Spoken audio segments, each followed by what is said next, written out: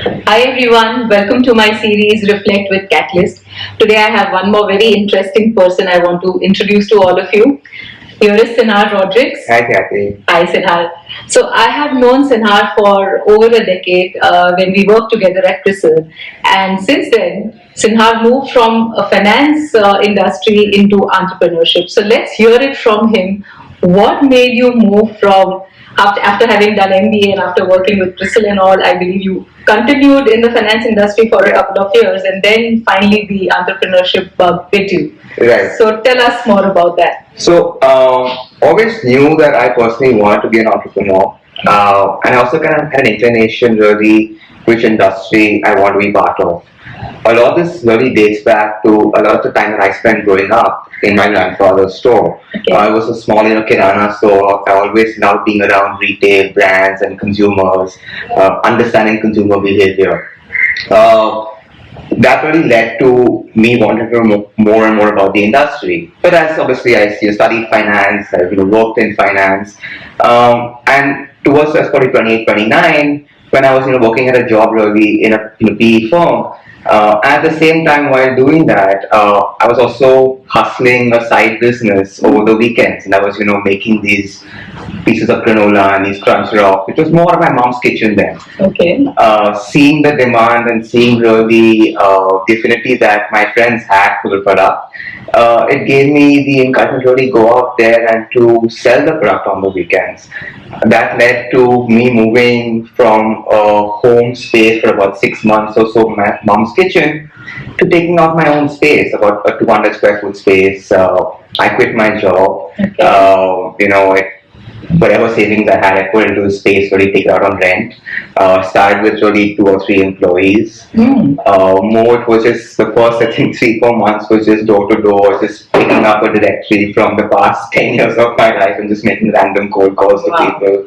I remember, calling you saying, "Hey, Kathy, I'm just doing this." Yes. It's like, Yes. landed up one day at your doorstep. But that led to getting out there more and more and exposing myself more out to people and dealing firsthand and actually pitching and selling, and led from one kirana store to the other. In about 6 months time I had about 50 kirana stores, which led to me getting more and more into opening up more doors for me. I got into Nature's Basket, had a chance to work with some really big clients also, which encouraged us to go out there and get our own space and then expand further. So 2 years after having our own 200 square foot space, we moved into a space in Kurla, which was a fabulous 4,000 square foot space.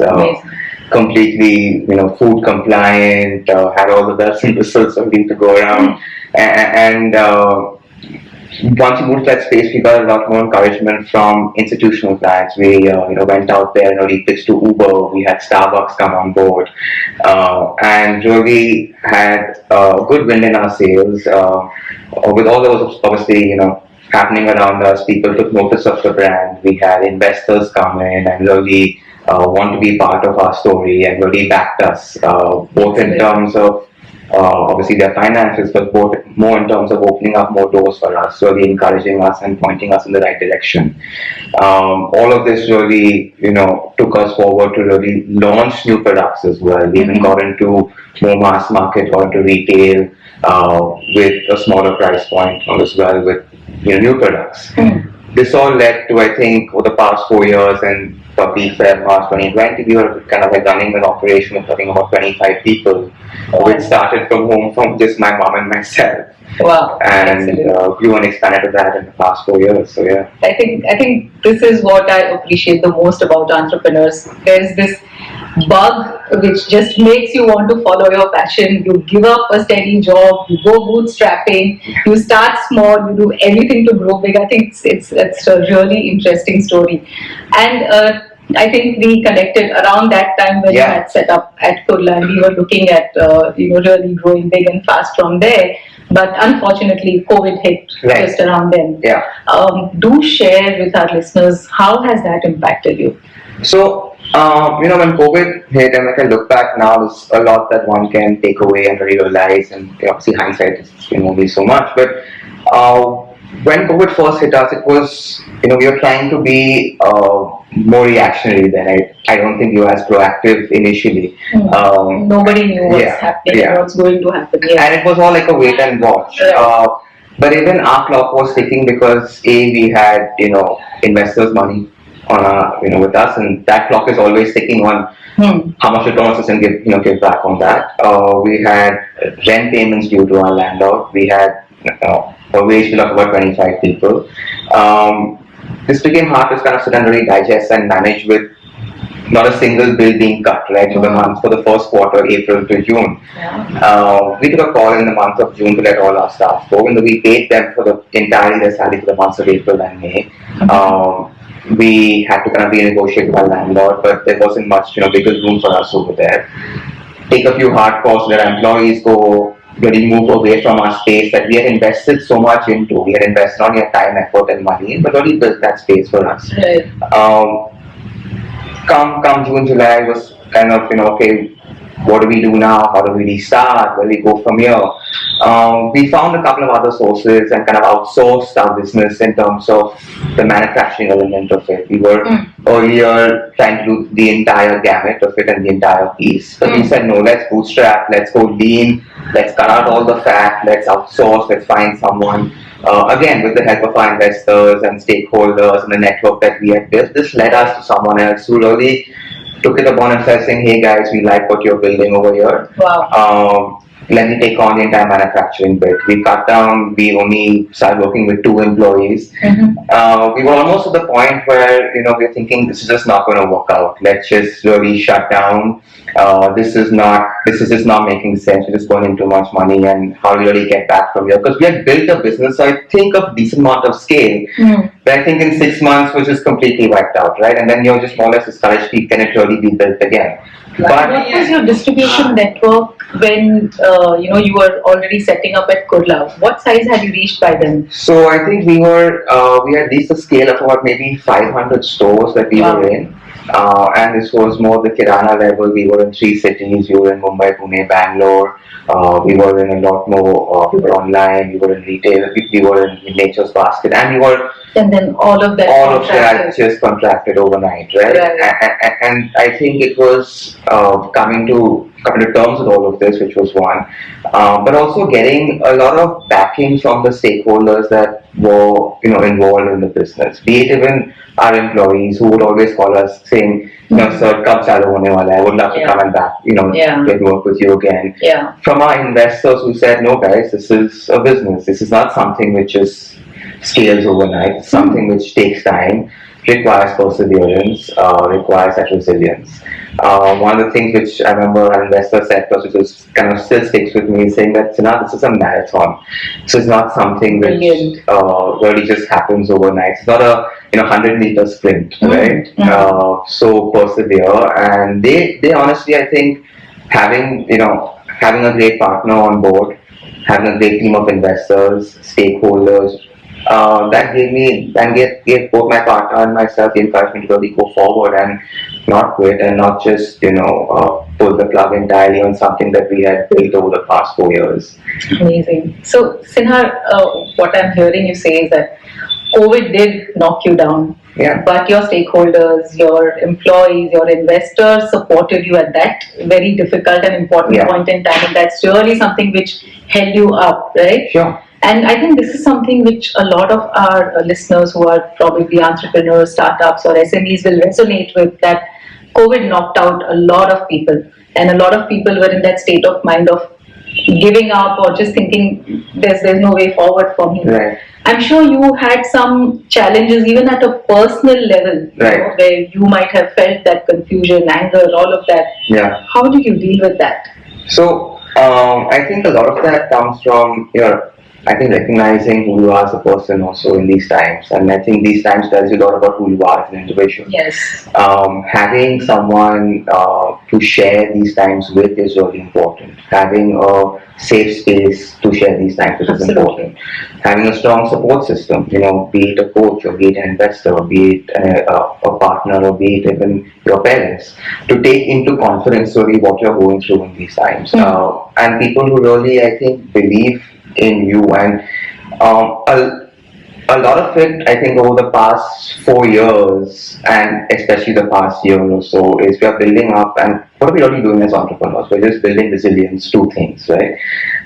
There are times when there will be things that always knock you down, and there are support systems, like family, friends, life coaches, who will always kind of back you and will always, empower you to take bolder decisions, to take decisions that are in the larger interest of not only yourself but your team and everyone. And I think it stems from obviously believing in yourself more than anything else. Very important. Which is not easy. I mean, it's because you have so many distractions happening around, and you'll hear so many voices in your head. At the end of the day, it's, do you really have the belief in yourself to say, you know what, I'm going to take this forward, I'm going to persevere, I'm going to be resilient in the midst of the storm. So, and having that coach, having that safe system, that support system, safe space, always. Yeah. So having a support system, having people to reach out to, having people who kind of strengthen or build that belief in yourself is something which has helped you keep going and not shutting shop. You still have been resilient, you build resilience, you've been perseverant, and get Bake is still surviving despite everything that happened outdoors. So Sinha, I just want to know from you, how has coaching helped you in your journey of success? Right. So, kind of to tie into what you just saying earlier is that it's so there's coaching. One is the type of station that it does with me, right? When we first met, it was about how do I really build and scale the meet out there and really channelize your thoughts, saying that okay, this is what the stage you're at. This is what it want to get to. But as an entrepreneur, doing so many things, lots of capital in the place, having someone to come in to professionally streamline that and to kind of point you in the direction of together as a team, together with the coach we want to go on. This is the path that we want to travel. Once we recognize that, we take those steps together.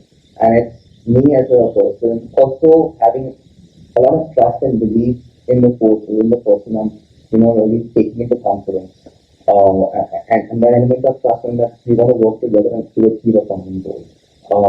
I think that is something which is really helped me, especially having someone like you who I've known for so long, so I can take along with my journey. And who also the coach has to believe in you as well, right? And again, like I said earlier, has to really back you, has to really kind of understand, I won't say empathize, but really get a sense of what you're going through. And it's very hard for a lot of people to understand what entrepreneurs are going through. Because at the face of it, everything always seems good. And they're going out there and selling at a kirana store, I could be burning enough money, but when I have to store over them, always beaming and always absolutely alright. But once one peels away, everything beneath the surface, that's really where you interact with your coach. And that's where it becomes a far more deeper personal relationship where they get to know, I think that's where the real fabric of who you are comes out, and that's where you actually, interweave that with your coach and go forward on that journey. Yeah.